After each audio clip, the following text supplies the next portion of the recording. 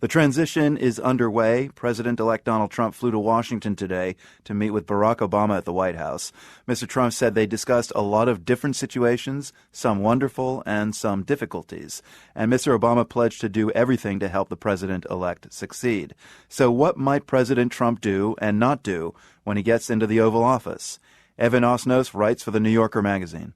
There have been studies over the years of how often do candidates keep their promises once they get to the White House. And it turns out actually that campaigns offer a surprisingly and very good preview of what presidents do. They tend to keep more than 2/3 of the things that they campaign on. And that's not because they necessarily expected to do all of the things they said, but once they get into office, if they don't do the things that they said they were going to do, they immediately begin to lose credibility with their supporters. And therefore, there's a sort of internal pressure that takes hold between the Congress and the White House and the public that almost compels them to do the things that they ran on. If people are imagining, either for better or worse, that Donald Trump is not going to do what he says, I think that the history of the presidency doesn't support that. Yeah, but that political science is based on fairly mainstream candidates and their promises. Donald Trump has made some pretty extreme promises, including, deporting up to 12 million undocumented immigrants. I mean, doesn't that change the science a little bit on this one, potentially? He's certainly an unusual candidate, but I think if you talk to his advisors, as I've been doing over the last few months, what they'll tell you is it's a mistake to assume that he's doing this for political theater. He means what he's going to say, and he has ways of getting around the opposition to his ideas. Take, for example, the plan that he has at times promoted and then abandoned and then sort of readopted to ban Muslims from entering the United States. And Roger Stone, who's been an advisor to Donald Trump off and on for 40 years, told me if the courts don't allow him to ban Muslims from coming to the United States, then he'll ban people by geographical origin from Egypt, from Syria, from Saudi Arabia, and so on. Their belief is that even if he has made pledges that we think are radical, he has ways of being able to use the powers of government to be able to achieve them.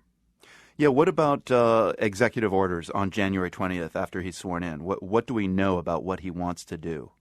The campaign has what it calls a first-day project, which is that they are planning as many as 25 executive actions on the first day or within the first few days.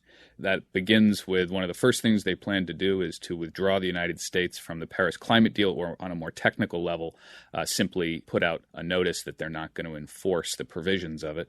They can and plan to suspend the Syrian refugee resettlement program. They may direct the Commerce Department to bring trade cases against China. They will also begin to expand the pace and intensity of deportation proceedings. They have said that they would do this, and this is going to be one of the things that, as Donald Trump says, he will do in, quote, the first hour in office, unquote. I should say, people who have been through transitions say that the idea of doing 25 things on the first day is not realistic, that the Obama administration, for instance, did about 8 things within the first 10 days. But their goal here is explicit. They're going to try to undo as much of the Obama administration's legacy as they can. Are we talking Donald Trump's signature as well as action? I mean, how much can he do as an executive action that will actually materialize? He can do a lot. Most people, when we think about the power of the presidency, talk about checks and balances, but over the last 100 years, the power of the presidency has expanded considerably. Partly this was the nature of the Cold War that meant that there was more power being invested in the White House because they had to be able to make decisions more rapidly.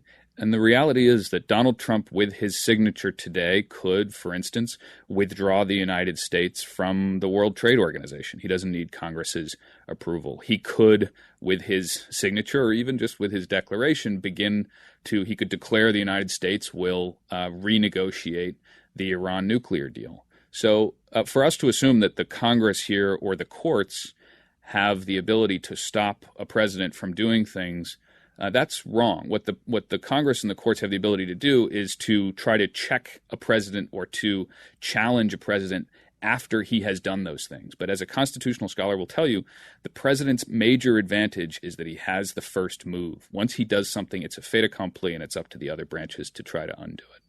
What is the one area where we just have no clue about what Donald Trump will do or how he will act? Or maybe an area where you think we're going to have a big surprise?